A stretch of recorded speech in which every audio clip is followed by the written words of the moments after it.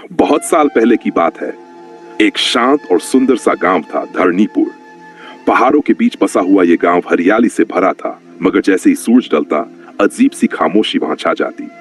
लोग कहते, शाम के बाहर मत जाना, बाबा के श्राप से बचो। अब ये बाबा कौन थे? उनका नाम था तपोमूर्ति बाबा अग्निवेश।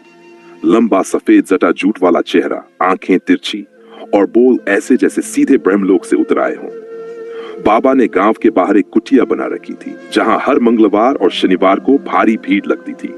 लोग अपना दुख दर्द, बीमारी, गरीबी, शादी की समस्या सब बाबा के आगे रख देते। बाबा चमत्कार करते थे, हाथ हिलाते और कोई बच्चा बोलने लगता, कोई अपंग चलने लगता। लोग गदगद होते और चरावा चराते। बाबा के पास कारें, नोटों के बोरे, गहने सब था, पर उन्होंने सब त्याग रखा था, ऐसा दिखावा था। लेकिन कहानी यही खत्म नहीं होती। अगर आप इस तरह की कहानियों को पसंद करते हैं तो चैनल को सब्सक्राइब जरूर करें। आगे जो राज खुलेगा वो आपकी सोच बदल देगा। गांव का एक नौजवान था, नीरज। पढ़ा लिखा था, शहर से लौटा था और अंधविश्वास पर बिल्कुल विश्वास नहीं करता था।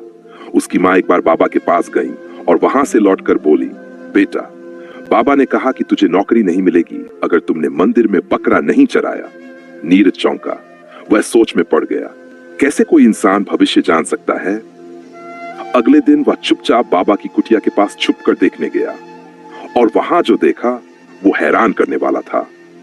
बाबा रात के अंधेरे में दो आदमियों के साथ बैठकर शराब पी रहे थे और हंसी में कह रहे थे, अगले हफ्ते उस रेखा वाली को बोल देंगे कि उस पर काला साया है, उसका पति खुद इलाज के नाम पर 20,000 दे देगा।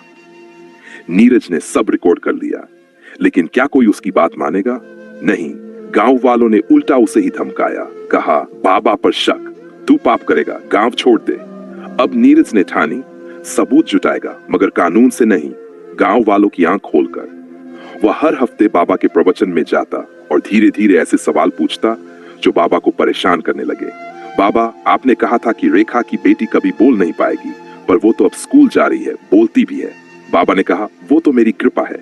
नीरज बोला, कृपा या डॉक्टर की दवा? अगर आप भी चाहते हैं कि ऐसे झूठे बाबाओं का पर्दाफाश हो, चैनल को सब्सक्राइब करें और दूसरों को भी जागरूक करें।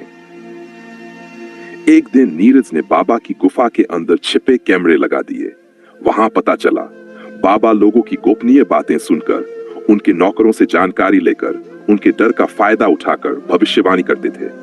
नीरज ने सारी वीडियो क्लिपिंग सोशल मीडिया पर डाल दी। शुरुआत में किसी ने ध्यान नहीं दिया, लेकिन जैसे ही एक प्रसिद्ध न्यूज चैनल ने खबर दिखाई, बाबा की पोल खुल गई। पुलिस ने बाबा को गिरफ्तार